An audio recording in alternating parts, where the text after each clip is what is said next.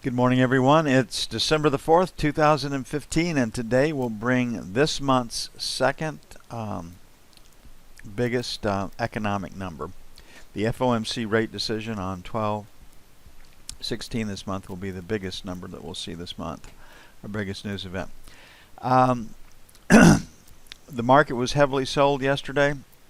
After a trend day such as we experienced yesterday, you'd expect a pause day. And I think that's probably what we're going to look at today. I think we'll probably have buying emerge below 125.16 and definitely a seller into 126. And then it's down to how big a miss the non-farm payroll number is. Yellen yesterday said that our economy only needs to grow 100,000 jobs per month to absorb the new entrants into the workplace. That number has been 150 traditionally. So is our population smaller, or have we taken enough people off the work rolls and put them on welfare or subsistence welfare or disability welfare or whatever to make them not have to go look for a job? So Yellen yesterday has bought herself a little wiggle room by saying only 100,000 jobs are needed to absorb the new entrants into the workplace. Thank you, Chuck. So today it's just down to the numbers. Non-farm payroll, 190K. On Econo Day, I've seen Forex at 202. You'd expect this number would have grown with some economists given the ADP number. Unemployment, 5%. Private non-farm payroll,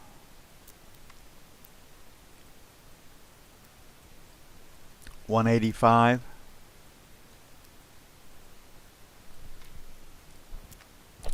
Participation rate, 62.4. Earnings, the usual, plus 0.2. And work week, 34.5.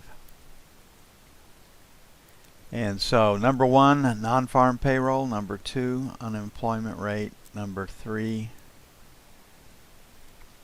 work week hours. That's how it goes. So given the amount of stuff that's built in, I would say if it's less than, normally you'd say if it was less than 165, the market would rally. Let's make it less than 150K. Market up. Greater than 200K. Market will test support, and then we'll see if it comes out. Right now, we put everything together. We're definitely dealing with a B. Sellers are 28 to 125 even. That's sell 1. 4 to 8 will be sell 2. You got to open it up a little bit even on this contract given the volatility. The buy zone, 12 to 16. Then 125.01 or better for buy 2.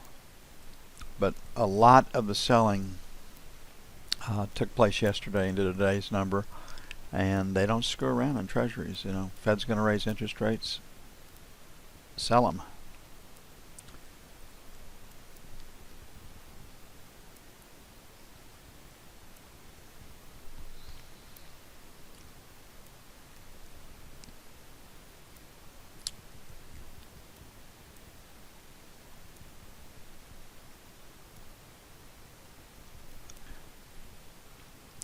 Okay, the knob spread just really collapsed yesterday. I mean, it went from 29 plus to 26 plus, 3 points. And heavy selling. A 4-point day in the 30-year yesterday. That happens once every 3 to 5 years, historically. So, go to the longest line of letters, left click. How do you split distributions? You can see that we've got volume down here at 152. And so 152.05, 152.01 buy 1. Then 17 to 21 buy 2. And we'll adjust these after the news. They're necessarily wide. We have these single prints right here. So 19 to 23 sell 1.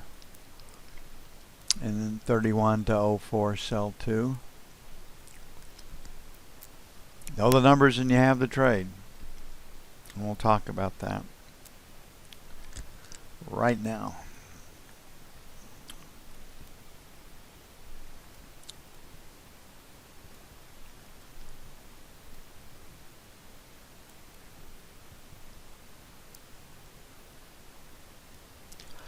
Okay, there is just no liquidity when the news, this type of news hits the market.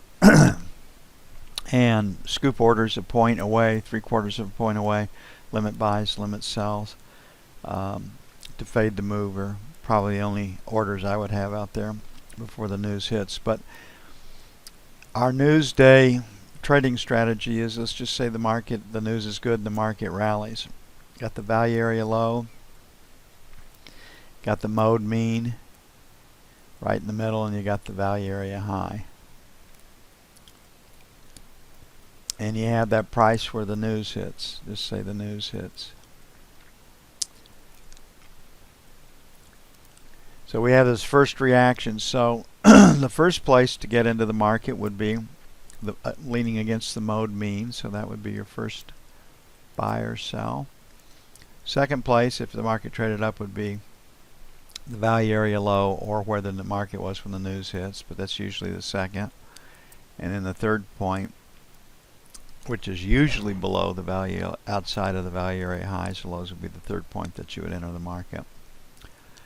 And then if the market did not extend the range and go higher right here, you would exit your trade. Now this requires some nimbleness to get into the market, sometimes 20 or 30 seconds. And that's usually out of the skill set of a beginning or novice trader.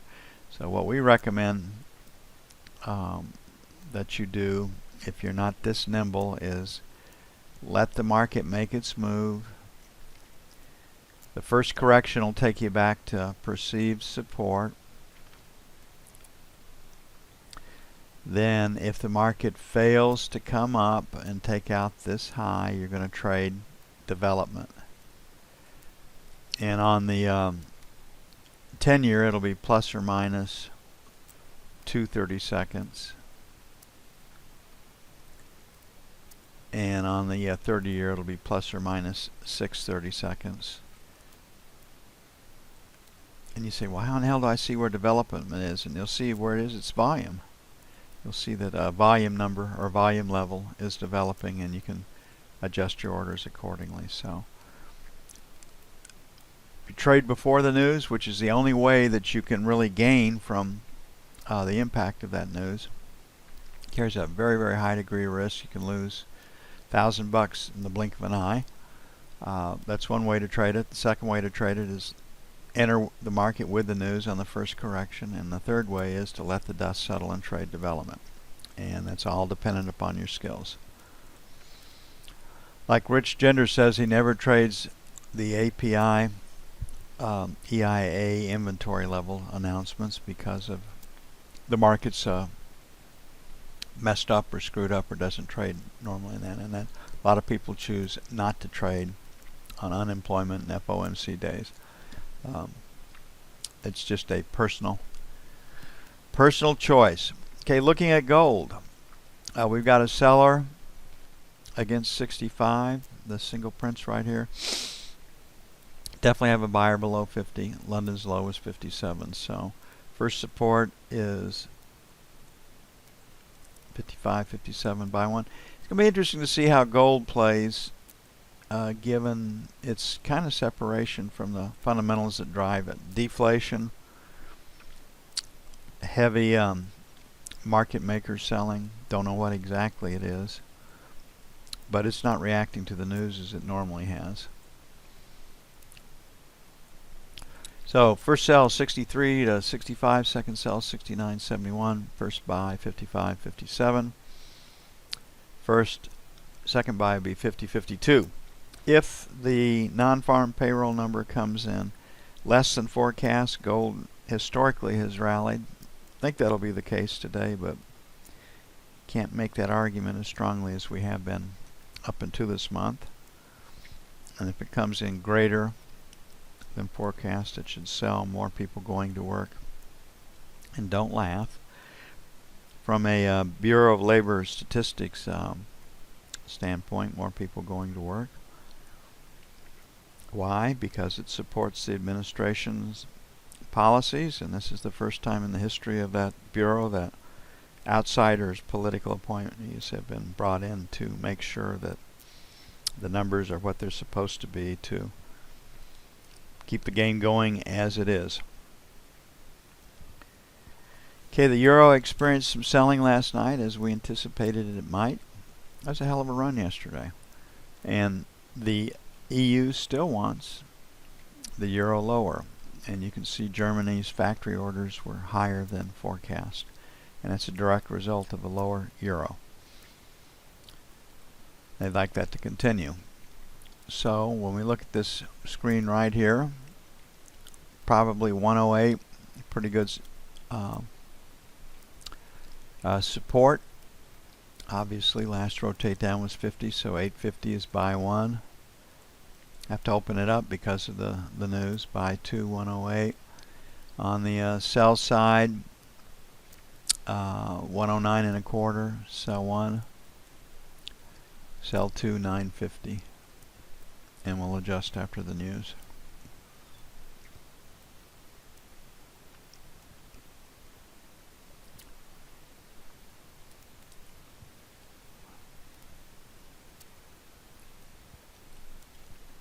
Crude oil, according at least to Zero Hedge, their assessment is pretty close to ours. That quotas will be kept the same. Lots of hair pulling, lots of teeth gnashing, but OPEC is Saudi Arabia. Yesterday the news came out that Russia and Iran would not agree to production cuts as far as they were concerned, which pretty well killed any chance of Saudi Arabia doing anything. So I think they'll keep the production quotas as they are, and it'll be business as usual. So 41.75.42, sell one, 42.50, 42.75, sell two. We might catch a news announcement.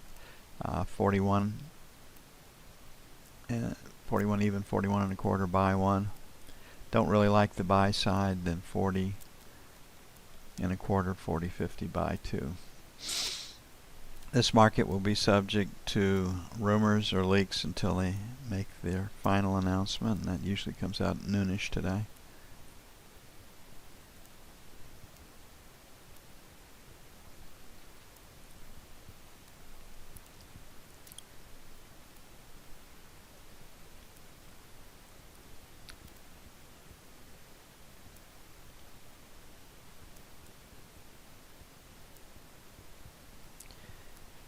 And similar situation in the Emini. If that non-farm payroll number comes in less than 150, less than 160, the Emini can rally because the Fed may not raise interest rates. If it comes in greater than 200,000, we should catch some more selling. And I just want to show you once again this daily chart. We can have 3 days of selling. We had 5 days of selling right here. So we've had 2 days of selling, so we can catch another day's worth of selling. And you know, best support's at 2,000, best resistance is at 2,100 right now. 35 is a pretty clean break in the market, so we can sell today. You'd expect the Fed to come in and really support the market in this 2,000 area. You can see we've got a pretty clean break right there to prevent the selling from getting out of hand. So we will have to see how that actually works, but it is down to the news. So less than 150, probably rallies greater than 200,000. We'll see more selling, get this low tested. So 40.45 is buy one, and we'll adjust after the news. If you know the news, this is superfluous. You don't even have to listen to me do this. 30 to 35 is buy two. Should be new lows. 60 to 65 is sell one. 70 to 75 is sell two. Unemployment 5%. Non-farm payroll 190. Private non-farm payroll 185. Participation rate 62.4. Work week 34.5. And then the default on earnings plus 0.2. We have trade balance. I think it's minus 40.5 billion.